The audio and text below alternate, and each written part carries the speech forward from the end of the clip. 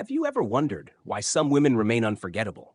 Not because of what they gave, but because of what they withheld? Why a man can move on in body, yet remain chained in soul to the memory of a woman who once walked away without looking back? Jung would say it is because she has awakened forces in him that are older than reason, older than logic, the forbidden currents of the unconscious where the anima dwells. The obsession he feels is not simply for her face, her voice, or her touch. It is for the mirror of his own unclaimed self that she once dared to hold before him. The first forbidden secret is this: a woman's refusal to collapse her world into his.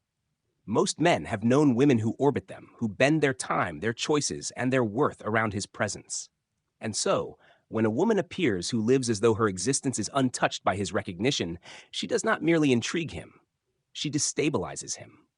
His ego, built upon the illusion that he is central, cannot compute a woman who is sovereign.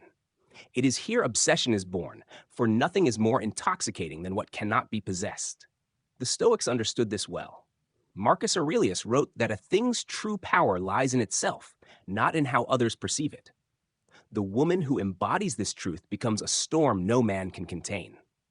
The second secret is silence, but not the silence of submission, the silence of unshaken presence. In a world addicted to noise, chatter, and endless reassurance, silence is dangerous. When a woman goes quiet, she becomes a mirror in which a man is forced to hear the echoes of his own mind. He begins to project, to imagine, to fill the void with his fears and desires. Jung taught that what we do not make conscious will appear as fate. In her silence, his projections swell until they feel fated, until he cannot distinguish between her absence and his own shadow. That is why silence seduces deeper than words. You may think silence is nothing, but to a man who depends on your response to soothe his insecurity, your silence is everything. The third secret is contradiction, and it is one of the most forbidden of all. Men hunger for definition, for categories, for clarity. But the woman who awakens obsession is the one who refuses to be explained. She can be nurturing without being dependent, soft without being weak, detached without being cruel. She holds paradox within her like fire and water in the same vessel. And this unnerves him because his ego craves predictability. When she does not fit into his labels, he cannot dismiss her. And when he cannot dismiss her, he cannot forget her. Obsession feeds on paradox, for paradox keeps the mind restless. The fourth secret is detachment. Not the coldness of apathy, but the luminous detachment of one who knows her worth. She may give, but she does not give everything. She may love, but she does not collapse her identity in love. She may care, but she does not rescue a man from himself. Detachment terrifies him because it reveals his irrelevance to her wholeness. And yet, it is precisely this wholeness that draws him back again and again. Epictetus taught that freedom comes not from controlling others, but from mastering oneself. The detached woman embodies this truth, and her independence becomes his obsession. It is not her beauty alone that chains him. Beauty fades, familiarity dulls, desire wanes. What lingers is the atmosphere she carried. The way she made him feel small before her vastness, the way she revealed the gaps in his soul without saying a word. A man does not obsess over a woman he fully understands. He obsesses over the woman who made him feel that in her presence, he touched something infinite. And here lies the darker truth. His obsession is less about her and more about himself. She has awakened in him the recognition of his own incompleteness. Jung said that the feminine in a man's psyche, the anima, is both guide and tormentor. She drags him toward individuation by first making him ache with longing for what he has not integrated. The woman who embodies these forbidden secrets becomes the vessel of that archetype. He does not crave her body. He craves his own missing soul reflected in her. That is why he both desires and resents her, why he cannot stay, yet cannot forget. For you, this is the dangerous freedom. You need not chase, perform, or prove. You need only to live as sovereign, to hold silence without fear, to embody contradiction without apology, to detach without bitterness. And in doing so, you become the storm he cannot tame, the silence he cannot escape, the paradox he cannot resolve. He begins to realize, though he will never confess it openly, that the woman who unsettles him most is the one who refuses to fold herself into the contours of his expectations. A man can live decades surrounded by women who soothe his ego, who echo his certainties, who reward his control with affection. Yet it is the woman who resists this pattern, the woman who lives as though she belongs to something larger than his desire, who becomes the haunting. This is the fifth forbidden secret, a woman's alignment with something transcendent, something beyond him. She does not orient her worth around being chosen. She orients her worth around her inner axis, her relationship to truth, to soul, to the invisible current that Jung called individuation. To the masculine ego, this is unbearable. For if she is not living for him, then he is confronted with the realization that she might never need him at all. And what the ego fears most is irrelevance. It is here obsession grows teeth. For the more she belongs to herself, the more he aches to belong to her. Think of how many men speak bitterly of women they could never quite figure out. That bitterness is camouflage, hiding the wound of fascination. They resent not the woman herself, but the mirror she held up to their own fragility. She was too free, too detached, too untouchable. And in that untouchability, she awakened his longing to possess her. It is paradox that fuels desire. The more sovereign she becomes, the more enslaved his psyche feels. The sixth secret is her refusal to rescue him from his own chaos. Most women, conditioned to nurture, confuse love with salvation. They step into the role of healer, mother, or redeemer, carrying the wounds of a man as though they were their own. But the woman who ignites obsession does not. She sees his wounds. She may even offer compassion, but she will not collapse her life into stitching him together. And this refusal pierces him like no rejection ever could. Because she is not cruel, but she is unmoved. She loves him enough to let him carry his own burden. She respects herself enough to never carry it for him. Jung warned that when a man projects his wounds onto a woman, he is unconsciously demanding she become the lost mother, the abandoned nurturer, the divine container of all his unmet needs. A woman who resists this role breaks the cycle. Her refusal to rescue him forces him to face the abyss of his own unfinished work. And because most men flee from this confrontation, they become fixated instead on the one who triggered it. That fixation, whether expressed as desire, resentment, or nostalgia, is simply another name for obsession. Notice what happens in the male psyche when a woman does not yield. He becomes restless, replaying encounters in his mind, looking for signs, searching for answers. The absence of resolution torments him. He cannot declare victory, and he cannot declare defeat. He exists in a liminal space where she is both gone and ever present, both rejected and remembered. This is not accident. It is archetypal. The anima does not grant peace easily. She forces him to wrestle with himself. The woman who mirrors this archetype becomes unforgettable because she embodies the unresolved mystery that his ego cannot conquer. The seventh secret is the most dangerous of all, her ability to disappear into herself, to withdraw not in anger, not in manipulation, but in the fullness of her own world. She has a life, a rhythm, a calling that is not paused for him. And when he realizes that her withdrawal is not a tactic but a way of being, it shakes him. For what he thought was his influence is revealed as her choice. And nothing wounds the masculine ego more deeply than the recognition that her silence is not about him at all. It is about her. This disappearance is not absence but transformation. She does not withhold to punish. She withholds because she is occupied with her own expansion.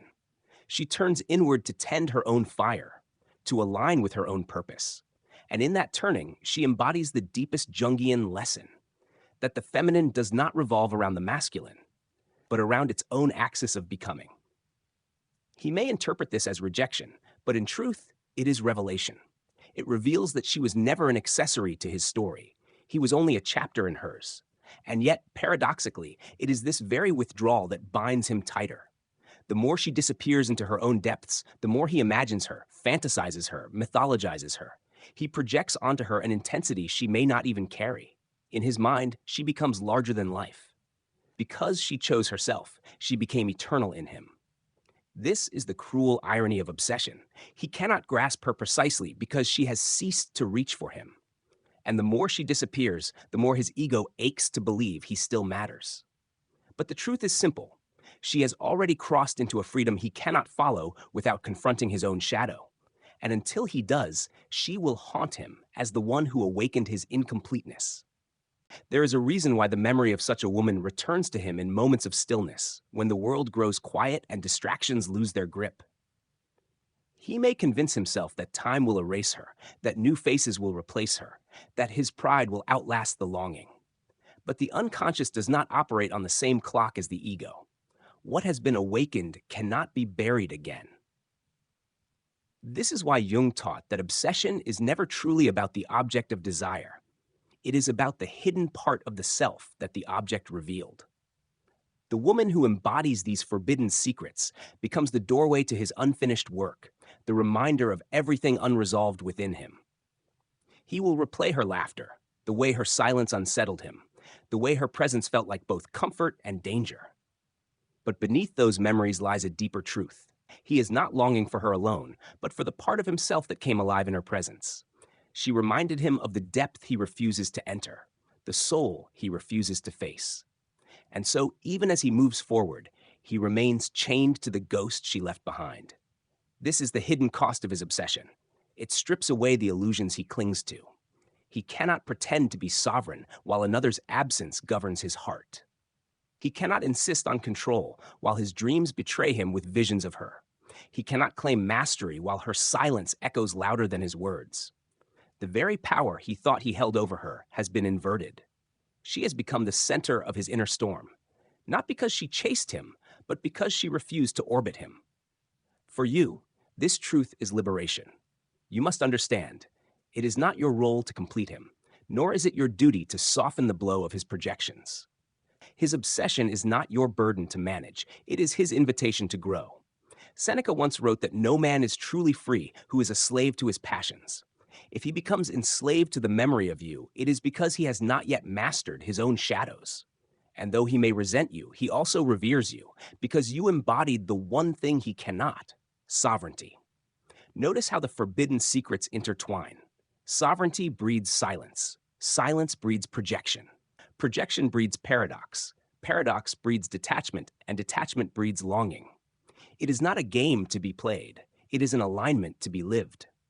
The woman who embodies this alignment does not act with manipulation, but with authenticity. She does not withhold affection as a strategy. She simply does not abandon herself for the sake of being chosen. This is what makes her magnetic beyond comprehension. And yet, here lies the paradox of feminine power. The very qualities that make her unforgettable are also the ones that make her feared. Men may call her cold, arrogant, difficult, or unattainable. They may dismiss her with bitterness to protect their pride. But beneath the dismissal lies an unspoken truth. They cannot stop thinking of her. Their words betray them, but their haunted eyes tell the real story. Jung once said that the meeting of two personalities is like the contact of two chemical substances. If there is any reaction, both are transformed. The woman who carries forbidden secrets transforms a man whether he wants it or not. She triggers his hidden longings, exposes his fragility, ignites his projections, and stirs his shadow. He leaves altered, whether he admits it or not. And because transformation cannot be undone, neither can obsession. But here is what must be remembered. Obsession is not love. Obsession is the hunger of the ego, the torment of the incomplete self seeking resolution. Love is spacious, free, reciprocal. Obsession is restless, consuming, and one-sided. That is why your power lies not in being desired, but in remaining free. For the moment you bend to his obsession, you dissolve the very qualities that made you unforgettable. The true feminine power is not to be remembered, but to remain whole. The obsession you awaken in him is not your purpose, it is his crucible. He may resist it, deny it, even demonize you for it. But it is his work to confront the shadows you revealed. And if he refuses, he will carry the ache of you for years, sometimes for a lifetime. Understand this well. When you embody these forbidden secrets, you stop fearing loss. You stop fearing whether he stays or goes, whether he chooses or rejects, whether he understands or misunderstands. For you no longer exist as a reflection of his gaze. You exist as your own axis, turning in rhythm with your own soul. And that rhythm is the very thing he cannot silence, no matter how far he runs. It is in this space, when a woman turns fully toward herself, that her power reaches its most dangerous form, not because she seeks to dominate, but because she no longer seeks permission. The man who once felt certain of his control over her presence begins to feel the disquiet of irrelevance. He realizes that she is not waiting for him, not orbiting him, not pausing her life for his return. She is expanding, becoming, weaving herself into something greater than his imagination can hold. And that expansion pierces his pride like nothing else. Jung wrote that what remains unconscious in us will appear in our lives as fate. The sovereign woman, the one who embodies forbidden secrets, becomes that fate to him. She awakens in him the very parts of himself he has kept hidden, his vulnerability, his dependency, his longing for completion. He projects these onto her, mistaking her for the missing piece of his soul. But when she withdraws, he is left not with her absence, but with his own unintegrated self. This is why obsession can feel like madness. He is not yearning only for her, but for the fragments of himself she stirred awake. You must see the deeper pattern here. A man does not obsess over every woman. He obsesses over the one who disrupted the story he told himself about who he is. If he believed he was powerful, she exposed his weakness. If he believed he was desirable, she revealed his dependency. If he believed he was sovereign, she reminded him of his hunger. And because the ego cannot easily admit such fractures, it turns the wound into fixation. She becomes the symbol of what he cannot master. This is why silence, detachment, and paradox wield such force. They are not tricks, they are mirrors. And when a man sees in a woman what he has not faced in himself, he clings to her image like a drowning man to driftwood. But the driftwood does not carry him to shore. It only keeps him afloat long enough to realize he must swim. Likewise, the obsession does not save him, it exposes him. And what of the woman herself? She must understand that his fixation does not elevate her, nor does it diminish her. It is simply proof of her alignment. The moment she makes his obsession her prize, she steps out of her power and into his projection. But when she allows his obsession to belong to him without claiming it as her validation, she remains free. The forbidden feminine is not about holding men captive. It is about refusing captivity herself. Seneca once warned that to be desired is a precarious power, for it depends entirely on another's weakness. True power lies in indifference to external chains. The woman who has grasped this truth no longer seeks to manipulate desire. She embodies a self-possession so complete that desire naturally bends toward her. Men may call it enchantment, mystery, danger, but it is simply the radiance of wholeness. And yet, it must be said plainly, such power is not comfortable. It does not promise easy relationships or constant praise. To embody forbidden secrets is to accept that many men will fear you, resent you, or vilify you. They will call you difficult, unattainable, even cruel. But these words are the armor of wounded pride. Beneath them lies the unspoken confession: they cannot forget you. And the very reason they cannot forget is that you refuse to forget yourself. The Stoics knew that freedom comes from mastery over the self, not over others. The sovereign woman embodies this principle without effort. She may enter a man's life with tenderness, with passion, with depth, but she does not collapse when she exits. Her life continues with or without his presence. And this continuation becomes the ultimate wound to his ego, because it reveals that his story was never the axis of her existence. Here lies the deepest paradox of obsession. The more a woman belongs to herself, the more a man feels she belongs to him in his imagination. He cannot follow her into her freedom, so he chains her in memory instead. He tells himself stories about who she was, why she left, what she meant. But these stories are not about her. They are about him, circling endlessly around the emptiness she illuminated. For you, the lesson is sharp and liberating. Never dim your silence, your detachment, your paradox, your withdrawal, simply to soften a man's unrest. His obsession is not your responsibility, nor is it your victory. It is his mirror, his shadow, his unfinished work. And your task is not to hold his reflection. It is to continue walking into your own becoming. There comes a moment when the cycle of projection breaks, when the woman who once haunted him steps fully beyond his reach, not because she hides, but because she no longer lingers in the space of his unfinished story. The man may still dream of her, still search for her essence in other faces, still feel the sting of her absence in quiet hours. But she has already crossed into a place where his longing cannot bind her. This is the true culmination of forbidden feminine power, not in being pursued, but in being untouchable. Jung spoke of individuation as the process of becoming whole, and in that wholeness lies the deepest feminine secret. She ceases to play the role of muse, savior, or mirror. She ceases to carry the weight of his projections. She withdraws them gently, silently, and returns them to their rightful owner, him. What remains in her is only herself, intact and radiant. And when a woman reaches this place, obsession loses its teeth. For she no longer needs to feed on the energy of being remembered, nor does she shrink under the burden of being desired. She simply is. A man who once obsessed may feel betrayed by this freedom. He may call her heartless, accuse her of never caring, or paint her detachment as cruelty. But what he resents is not her abandonment, it is her independence. For she has shown him the stark truth. No matter how much he craves, she cannot complete him. His longing is his own to reconcile, his shadow his own to confront. Her silence has already done its work. She does not need to repeat the lesson. And this is where the story deepens into wisdom. The woman who embodies these forbidden secrets does not carry bitterness toward him. She does not resent his obsession, nor does she glorify it. She understands it for what it is, a symptom of his ego encountering its own abyss. She blesses him silently by refusing to rescue him from it. She knows that if he chooses to walk into that abyss, he may one day emerge whole.